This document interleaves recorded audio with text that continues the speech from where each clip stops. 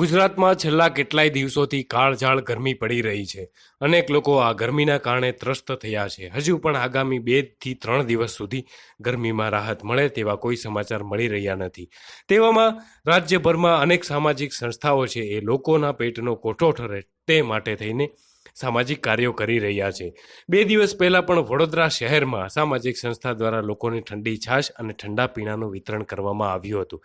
તેવી જ રીતે આજ રોજ વડોદરાના સામાજિક કાર્યકર કમલેશ પરમાર અને તેમના મિત્રો દ્વારા વડોદરાના વુડા સર્કલ બાપા સીતારામ ચોક ખાતે ઠંડી છાશનું વિતરણ કરવામાં આવ્યું હતું।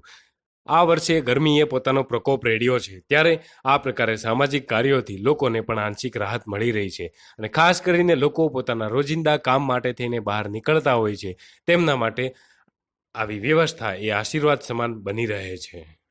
વડોદરા શહેરમાં આવેલ કારેલીબાગ વિસ્તાર વુડા સર્કલ પાસે આજ રોજ નિઃશુલ્ક છાશનું વિતરણ કરવામાં આવ્યું હતું। 300 લીટર જેટલી અમે લોકોએ છાશનું વિતરણ કર્યું છે અને વડોદરા શહેરમાં જ્યારે કાળઝાળ ગરમી હોય અને 45 ડિગ્રી તાપમાન હોય ત્યારે ખાસ કરીને રાહદારીઓને એક રાહત મળે તે હેતુથી આજે અમે તમામ મિત્રો, વડીલો સાથે બહેનો દ્વારા અમે એક આયોજન કરવામાં આવ્યું હતું અને હાલમાં જે કહેવાય છે કે પબ્લિકનો પણ એટલો ઘસારો છે કે ઠંડીનો આસ્કારો લેવા માટે લોકો ઊભા રહ્યા છે અને લોકો જે કહેવાય છે કે છાશ પી રહ્યા છે તેવા માટે આશીર્વાદરૂપ છે। સાથે સાથે વડોદરા શહેરના તમામ મિત્રો, વડીલોને એક ખાસ કરીને એક અપીલ કરવા માંગુ છું કે વડોદરા શહેરની અંદર જ્યારે ગરમીનો પારો વધારે હોય અને જ્યારે આપણે સમાચાર મીડિયામાં જોતા હોઈએ કે આજે 8 થી 10 લોકોના મૃત્યુ થયા છે ગરમીના કારણે, તો આપણે તમામે જે ભાઈચારો રાખી અને વધુમાં વધુ સેવા કઈ રીતે આપણે આપી શકીએ તે હેતુથી કામ કરવું જોઈએ। સાથે સાથે અમે ORSના જે પેકેટ છે એનું પણ વિતરણ કર્યું છે કે જે વૃદ્ધ લોકો હોય છે અને જે ગરમીથી અત્યારે મૃત્યુ પામતા એવા લોકો હોય છે, જ્યારે કંઈક અવર જવર કરતા હોય